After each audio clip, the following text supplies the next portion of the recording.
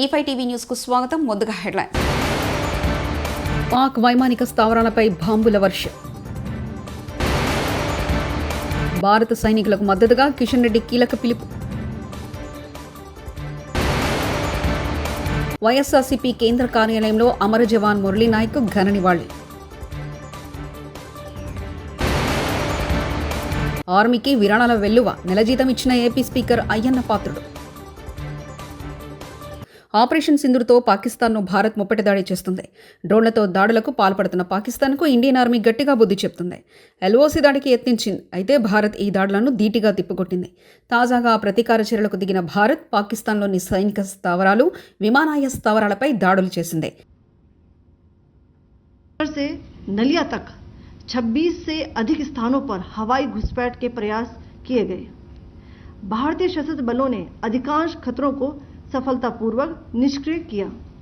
फिर भी वायु सेना स्टेशनों पर उधमपुर, पठानकोट, आदमपुर और भुज बठिंडा स्टेशन, इन सब पर उपकरण व पर्सनल्स को हानि पहुंचाई। मैं ये भी बताना चाहती हूं कि पाकिस्तान ने हाई स्पीड मिसाइल सुबह 1:40 पर इस्तेमाल करके पंजाब के एयरबेस स्टेशन को दागने की कोशिश की। एक निंदनीय और अनप्रोफेशनल एक्ट के तहत पाकिस्तान ने श्रीनगर, अवंतीपुर और उधमपुर के वायुसेना अड्डों पर चिकित्सा केंद्र और स्कूल परिसर को निशाना भी बनाया, जिससे उसके द्वारा सिविल इंफ्रास्ट्रक्चर पर हमला करने की गैर जिम्मेदाराना प्रवृत्ति फिर उजागर हुई। భారత్ పాకిస్తాన్ మధ్య ఉద్రిక్తతలు పెరిగిన నేపథ్యంలో ఆర్మీకి విరాళాలు వెలువెత్తుతున్నాయి. సైనికులకు తమ వంతు సహాయం అందించేందుకు తెలుగు రాష్ట్రాల్లో ప్రజాప్రతినిధులు తమ నెల జీతాన్ని ఆర్మీకి విరాళంగా ఇచ్చేందుకు ముందుకొస్తున్నారు. తాజాగా ఏపీ అసెంబ్లీ స్పీకర్ చింతకాయల అయ్యన్న పాత్రుడు తన నెల వేతనాన్ని జాతీయ రక్షణ నిధికి విరాళంగా ఇచ్చారు. ఆన్లైన్ పేమెంట్ ద్వారా ఈ విరాళాన్ని స్పీకర్ అందజేశారు. భారత్ పాక్ యుద్ధ నేపథ్యంలో దేశంలోని రాష్ట్రాలను అప్రమత్తం చేసింది కేంద్ర హోంశాఖ. దీంతో వెంటనే అలర్ట్ అయిన తెలంగాణ ప్రభుత్వం పోలీసులు ముందస్తు చర్యలు చేపట్టారు. హైదరాబాద్లో భద్రతను కట్టుదిట్టం చేశారు. తాజాగా హైదరాబాద్, సికింద్రాబాద్ జంట నగరాల్లో హైదరాబాద్ సిటీ పోలీసు యాక్ట్ అమల్లోకి వచ్చినట్లు సిపి ఆనంద్ వెల్లడించారు. సెక్షన్ 67C కింద తన అధికారాలను ఉపయోగించారు. సిపి ప్రజల భద్రత కోసం మిలిటరీ కంటోన్మెంట్ ప్రాంతాల్లో చుట్టుపక్కల ప్రజల భద్రత దృష్ట్యా బహిరంగ ప్రదేశాల్లో టపాసులు లేదా బాణసంచా పేల్చడం నిషేధమని విధించారు. పాకిస్తాన్ చేసిన అరాచకాలకు ప్రధానమంత్రి నరేంద్ర మోదీ గట్టిగా సమాధానం చెప్తున్నారని కేంద్ర మంత్రి కిషన్ రెడ్డి తెలిపారు. నరేంద్ర మోదీ నాయకత్వంలో పహల్గాంలో జరిగిన ఉగ్రదాడికి గట్టిగా భారత ఆర్మీ జవాబు చెప్పారని అన్నారు. భారత సైనికులు ధైర్యంతో, సాహసంతో వీరోచితంగా పాకిస్తాన్లోని 9 ప్రాంతాల్లో ఉగ్రవాదుల శిక్షణా కేంద్రాలు, ఉగ్రవాదుల ఇండ్లను మట్టుబెట్టారని చెప్పారు. పాకిస్తాన్ దుశ్చర్యలకు వ్యతిరేకంగా భారత సైన్యం వీరోచితంగా పోరాటం చేస్తుందన్నారు. భారతదేశం మీద జరిగిన ఉగ్రవాదుల దాడికి గాను పాకిస్తాన్ క్షమాపణ చెప్పాల్సింది పోయి మన దేశంలోని చాలా ప్రాంతాల్లో పౌర నివాసాలపై, సైనికులకు సంబంధించిన కేంద్రాలపై దాడులు చేస్తుందంటూ కేంద్ర మంత్రి కిషన్ రెడ్డి తీవ్ర ఆగ్రహం వ్యక్తం చేశారు.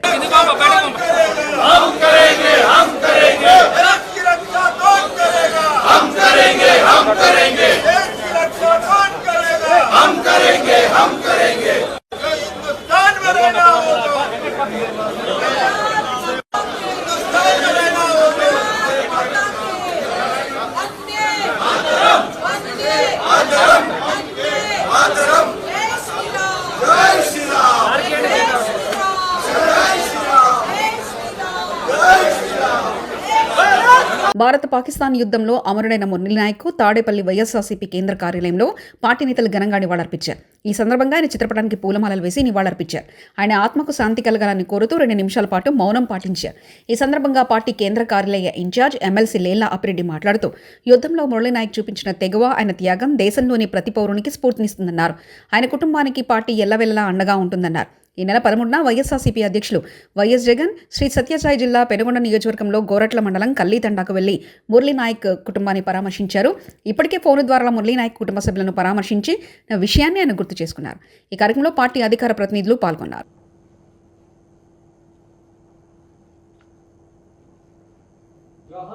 పుట్టినటువంటి వ్యక్తిగా విద్యాభ్యాసాన్ని ముగించుకొని ఈ దేశం కోసం పనిచేయాలా, మిలిటరీ దుస్తుల్ని ధరించాలనే ఏకైక, ఎందుకంటే ఆయన మనసు నిండా కూడా, గుండెల నిండా కూడా దేశభక్తిని నింపుకొని అగ్నివీరులో చేరటం, ఆ చేరిన రోజు నుంచి కూడా ప్రతిరోజు కూడా తల్లిదండ్రులతో మాట్లాడుతున్నటువంటి సందర్భంలో కానీ మిత్రులతో మాట్లాడినటువంటి సందర్భాల్లో కానీ ఈ దేశం కోసం నేను పనిచేస్తున్నానని భావనని ధైర్యంగా, గర్వంగా, గౌరవంగా ఆయన చెప్పినటువంటి మాటలన్నీ కూడా గుర్తుకొస్తూ ఉంటే నిజంగా ఆయన మరణించడం, వీరమరణం పొందడం నిజంగా బాధాకరంగా. ఎందుకంటే మరణించడం అనేది బాధాకరంగా ఉన్నప్పుడు కూడా ఆయనలోని భావాలు, ఆయనలోని ఉద్దేశాలు ఇవాళ సమాజానికి స్ఫూర్తినిచ్చే విధంగా ఆయన జీవితాన్ని. ఇన్నిసార్లు ముఖ్యమంత్రి అయినా రాయలసీమకు బాబు చేసిందేమిటి? అనంత వెంకటరామరెడ్డి, వైఎస్ఆర్సీపీ జిల్లా అధ్యక్షులు, అనంతపురం. వీరనామం పొందిన ముందు నాయక్ గారు నిజంగా కూడా మనందరికీ కూడా మన జిల్లా వాసి కావడం, మన జిల్లాలో గోరంట్ల మండలం కల్లి గ్రామ తాండా దగ్గర నుంచి కావడం మనందరికీ కూడా గర్వకారణం. ఈరోజు మన మాతృభూమిని రక్షించుకునే దానికి అందరూ కూడా, ప్రజలందరూ కూడా ఎంతటి త్యాగాలకైనా కూడా సంసిద్ధులు కావాలని చెప్పేసి నేను ప్రత్యేకంగా అందరికి కూడా మనవి చేస్తున్నాను.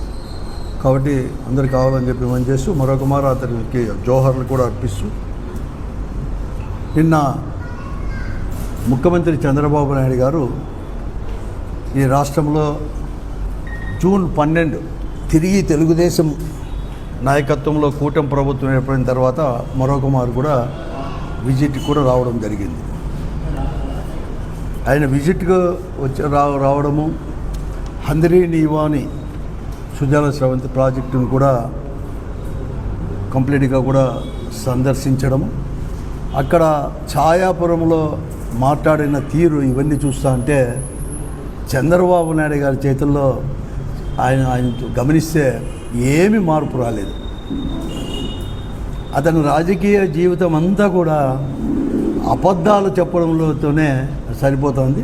ఈ మరొక మారు కూడా నిన్నటి రోజు అతని పర్యటన కూడా కేవలం అబద్ధాలు అన్నీ కూడా మరొక మారు చెప్పడం, వెళ్ళిపోవడమే చెప్పినాడు.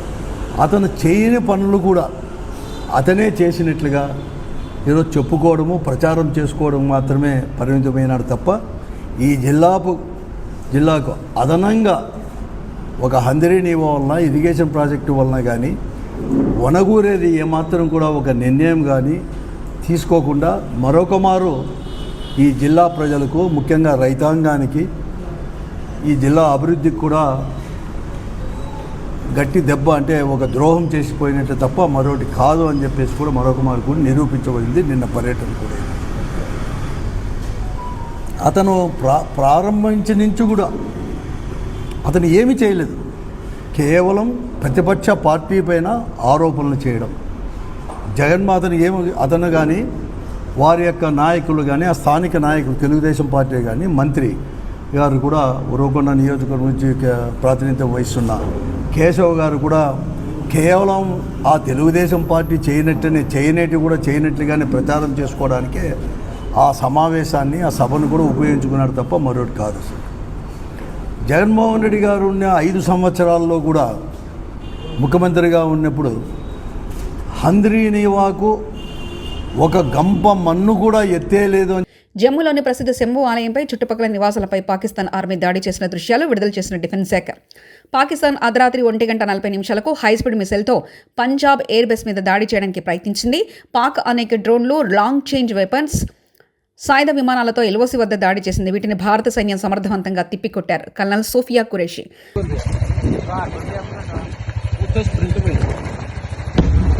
భారత ఆర్మీ బేస్లను ధ్వంసం చేసినట్లు పాకిస్తాన్ తప్పుడు ప్రచారం చేస్తుంది. భారత ఆర్మీ బేస్లకు ఎక్కడా నష్టం జరగలేదంటూ విక్రమ్ మిశ్రీ వ్యాఖ్యానించారు. Continue to be heavy on lies, misinformation and propaganda. And on top of that, this is peddled by Pakistani state agencies. The claims that they have made about attacking and destroying various places, various military installations and facilities, as has been pointed out by my colleagues here this morning, are completely false. The claim about the Air Force station in Sirsa being destroyed, completely false, as you've seen. The claim about the Air Force station in Suratgarh being destroyed, completely false again, as you have seen. There's a claim that has been made that the S-400 base at Adampur was destroyed, completely false once again. Claims have been made about large sections of Indian critical infrastructure power systems, cyber systems, etc., being attacked and destroyed, completely false. I would urge all of you and all those who watch this not to be misled by this tissue of lies that is being peddled by the Pakistani state for obvious purposes. Modiji పాకిస్తాన్ను లేపేయండి, Pakistan మ్యాప్లో లేకుండా చేయండి. మాజీ మంత్రి MLA Mallareddy. 75 సంవత్సరాలైంది మనము పాకిస్తాన్ తోటి ఎప్పటికీ బాధలు పడుతూనే ఉన్నాం. ఉగ్రవాదులతోటి వాళ్ళు పోషిస్తూనే ఉన్నారు. మనం ప్రధానమంత్రికి ఒకటే మేము మనవి చేస్తున్నాం అందరికీ, మోడీజీ पाकिस्तान उग्रवादों को खत्म करो, कुचल के रख दो, एक जिंदगी में फिर अपना भारत का तरफ नहीं देख रहा हो लोग.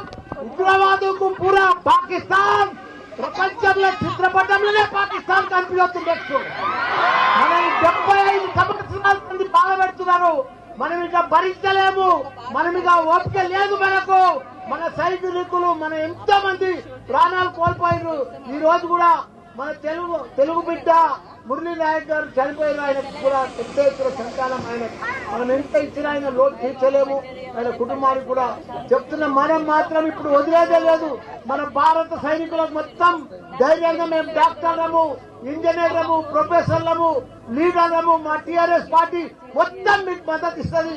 మీరందరూ కూడా పోరాడి ఆ ఉగ్రవాదులను మొత్తం ఖతం చేయాలని కోరుకుంటున్నా. జై జవాన్. దేశం మొత్తం సంఘీభావ ర్యాలీలు జరుగుతూ ఉంటే రేవంత్ రెడ్డి ఏమో తెలంగాణలో క్యాట్వాక్ చేపిస్తున్నాడు. MLA KP Vivekananda. సంఘీభావ ర్యాలీలు జరుగుతూ ఉన్నాయి. ఎస్, మనం మైనధైర్యాన్ని ఇవ్వాలా, సైనికులకి అండగా ఉండాలా, సైన్యానికి అండగా ఉండాలి. అందరం ఉన్నాం. ప్రత్యక్షంగా మనం పాల్గొనకపోవచ్చు, కానీ డెఫినెట్గా మా థాట్స్, మా ఆలోచనలు మొత్తం మీ ఎంబడి ఉన్నాయి. ఏ అవసరం ఉన్నా సరే మేము చేయడానికి సిద్ధంగా ఉన్నాం. ఎలాంటి అవసరం ఉన్నా సరే చేయడానికి దేశమంతా కూడా మీ ఎంబడి ఉంది చెప్పే అవసరం ఉంది. కాబట్టి ఈరోజు దేశమంతా కూడా సంఘీభావ ర్యాలీ జరుగుతూ ఉంటే ఇక్కడ మన రాష్ట్రంలోనేమో మన ముఖ్యమంత్రి గారు అందాల పోటీల క్యాట్వాక్ ర్యాలీలు చేపిస్తూ ఉన్నాడు. ఇది చూసి అందరూ కూడా అసహించుకుంటా ఉన్నారు. రాష్ట్ర ప్రజానీకమంతా కూడా వారి యొక్క నిర్ణయాలని మరి తప్పుపడుతూ ఉన్నారు. మరి అంతేకాకుండా అమాయకులను, చిన్నపిల్లలను చంపమని ఇస్లాం చెప్పలేదు. జవానులకు మద్దతుగా మనందరం ఉండాలి. పాకిస్తాన్ పాటికాటికి మజాక్ చేస్తుంది. పాకిస్తాన్ దాడి చేస్తే భారత్ వెనక్కి తగ్గదు. అమాయకులను, చిన్నపిల్లలను చంపే పాకిస్తాన్ ఇస్లాం పేరు పలికే అర్హత లేదు. అమ్మ కడుపులో నుండి ఈ భూమిపై పడినప్పుడు చచ్చే వరకు ఈ భూమి కోసమే బ్రతకాలి. అసదుద్దీన్ ఓవైసీ. अगर पाकिस्तान डीएस्केलेशन करेगा तो वो वही रहेगा. अगर हम इस वतन में हमारी मां की पेट से इस वतन में पैदा हुए और जब इंशाअल्लाह ईमान के साथ हम जाएंगे इस दुनिया से तो हम इसी वतन की आगोश में जाएंगे, चाहे मैं हूं या शब्बीर साहब हो या आप तमाम हो. तो ये प्रोपेगेंडा झूठा है पाकिस्तान का. इस्लाम का नाम ले रहे हैं. अरे तुम मुबारक महीने में कैसा तुम कह दो इस्लाम का नाम लेके तुम बच्चों को मार दिए. तुम्हारी 2 नेशन थियरी को हमने पहले रिजेक्ट कर दिया था. तो मैं तमाम से आपसे अपील कर रहा हूं आपके जरिए से, क्योंकि सहाफियों के दरमियान में बोलने का फायदा ये है कि इन्फॉर्मेशन 53 గ్రాముల కొకైన్ డ్రగ్ డెలివరీ తీసుకుంటూ పోలీసులకు రెడ్ హ్యాండెడ్గా దొరికిన మహిళా డాక్టర్ చిగురుపాటి నమ్రతను డెలివరీ బాయ్ బాలకృష్ణను అరెస్ట్ చేసి రిమాండ్కు తరలించినట్లు తెలిపిన రాయదుర్గం సిఐ. కొంత డ్రగ్ ఆర్డర్ చేస్తుంది. దానికి సంబంధించినటువంటి సప్లై ఇవ్వడం కోసం ఒక బాలకృష్ణ అనే ఒక వ్యక్తి వచ్చి రాయదుర్గం ఏరియాలో ఆ లేడీకి హ్యాండ్ ఓవర్ చేస్తుంటే పోలీసు వాళ్ళు ట్రాక్ చేసి పట్టుకొని వాళ్ళిద్దరి మీద కూడా కేసు రిజిస్టర్ చేసి వాళ్ళ దగ్గర నుండి ఒక 10,000 rupees cash, 53 grams cocaine, 2 cell ఫోన్లు రికవర్ చేసేసి వాళ్ళిద్దరి మీద కూడా కేసు చేసి రిమాండ్ చేయడం జరిగింది. ఫర్దర్ ఎంక్వైరీ నడుస్తున్నది. పాక్ వైమానిక స్థావరాలపై బాంబుల వర్షం. భారత సైనికులకు మద్దతుగా కిషన్ రెడ్డి కీలక పిలుపు. వైఎస్ఆర్సీపీ కేంద్ర కార్యాలయంలో అమర జవాన్ మురళీ నాయక్ ఘన నివాళి. ఆర్మీకి విరాళాల వెల్లువ, నెల జీతం ఇచ్చిన ఏపీ స్పీకర్ అయ్యన్న పాత్రుడు. ఇవి బులెటిన్ విశేషాలు. చూస్తూనే ఉండండి E5 టీవీ న్యూస్.